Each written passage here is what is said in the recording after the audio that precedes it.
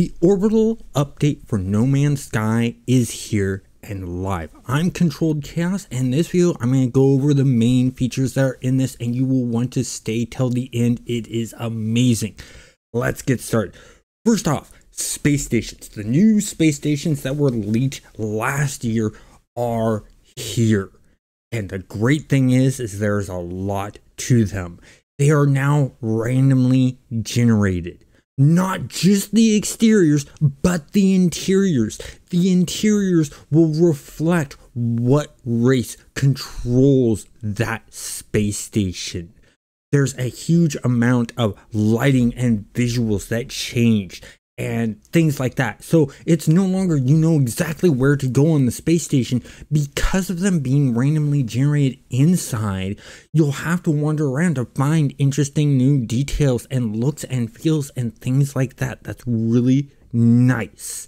And I like that fact. On top of that, there's been a new addition where you can now switch out your docked ship. So you no longer have to land on a planet to switch out your ship. You can do that on the space station now, and that is really, really great. I love that add-in and like that a lot.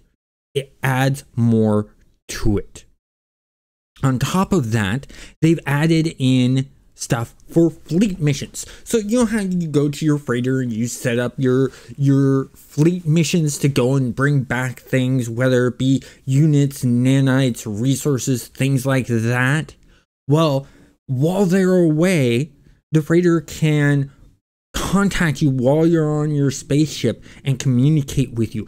On top of that, even more, they can ask for assistance when they run into trouble, causing in a way, a new way to do missions. And that is awesome. That is cool. I cannot wait for that, to get in on that. That's going to be fun. That's a new gameplay mechanic that I really, really like. And then there's also the user interface has been updated. The splash screen and the main menu screens have all been updated, and there's been other tweaks done to them to make it more easier to use and newer feel. Another thing that we have is trade reputations and guilds have been improved. And this is a big one. So reputation normally determined how a race would interact with you and whether you could get a guild mission or not based on your reputation. It does more. Reputation now affects trading. If you have good reputation, you're going to get a good deal. If you have a bad reputation, they're going to rip you off. And that is awesome. On top of that, you know how you have the scanner to find things like trading outposts and stuff like that. Well, now it can give you every so often an event that will happen, giving you a good trade deal. This adds to traders. This adds a lot to traders, and I love games where I do trading. In Elite Dangerous, that's how I start making my money, is in doing trading. We can now do that a lot better in No Man's Sky with this change, and that's a big improvement with doing trading.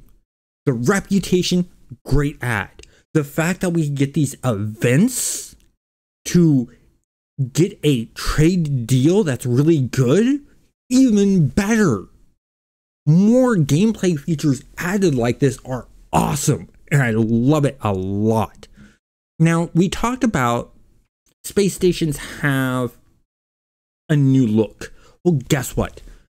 Some of those parts on those space stations can now be added to your base. Not just your base on your planets, but also on your freighters.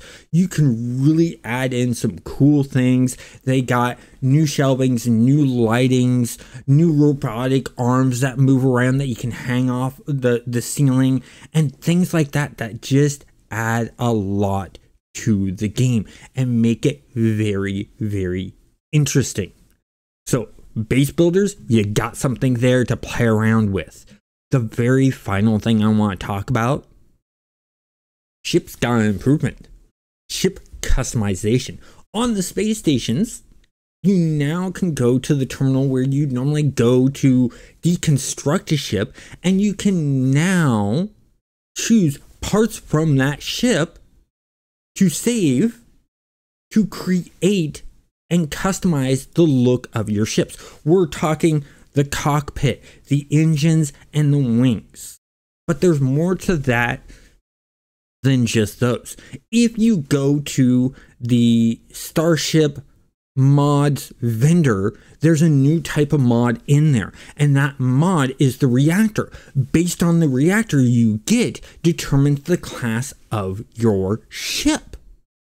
And that's really cool. And the customization doesn't end there. You can change the colors. You can change the patterns and things like that. You can change the paint type, whether it's metallic or matted, and really deep dive into those kinds of things. So it's not just the basic overall silhouette of your ship, but also the class of your ship and the colors and the patterns on the ship, which is really, really nice. And I like this because it's not just free all-out customization. You actually have to deconstruct ships to get parts.